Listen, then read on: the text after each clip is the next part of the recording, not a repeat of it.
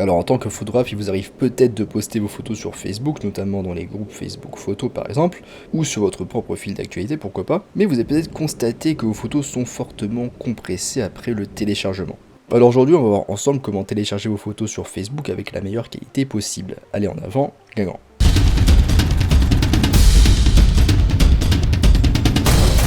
Alors avant de commencer, je vous rappelle que je vous laisse l'article sur le même sujet en description. Donc il n'est pas forcément plus détaillé, mais il y a quelques captures d'écran, etc. si vous préférez plutôt lire que regarder une vidéo. Et en description ou en haut à droite de la vidéo, vous pouvez aussi accéder à ma formation gratuite sur les bases de la photographie. Donc je vous invite à vous y rendre et à vous y inscrire si ça vous intéresse comme sujet. Alors déjà, pourquoi est-ce que les photos Facebook sont de si mauvaise qualité? Alors en fait, c'est très simple. Afin d'améliorer l'expérience utilisateur et le temps de chargement, Facebook compresse automatiquement toutes les photos que vous téléchargez.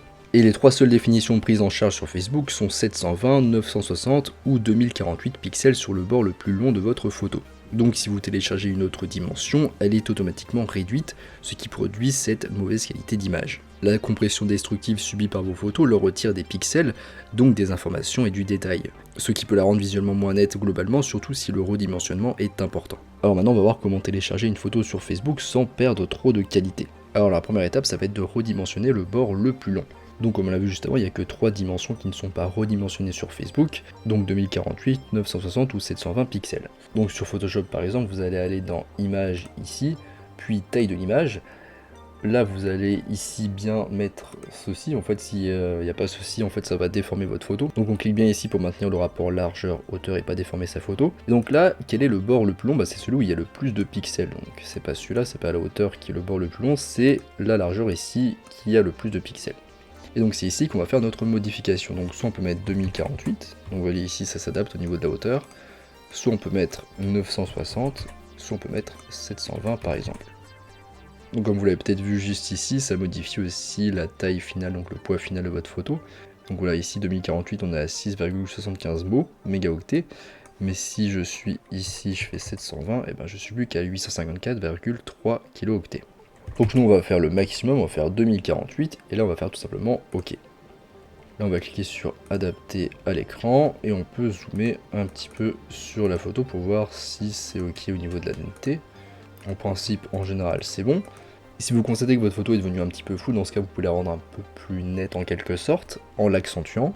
Donc vous allez dans filtre, dans renforcement puis accentuation.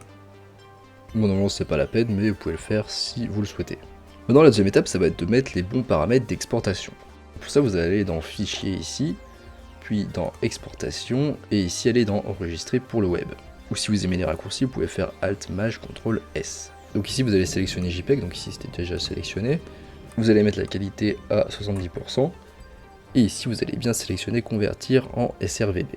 Et là ensuite vous avez juste à cliquer sur enregistrer et c'est bon.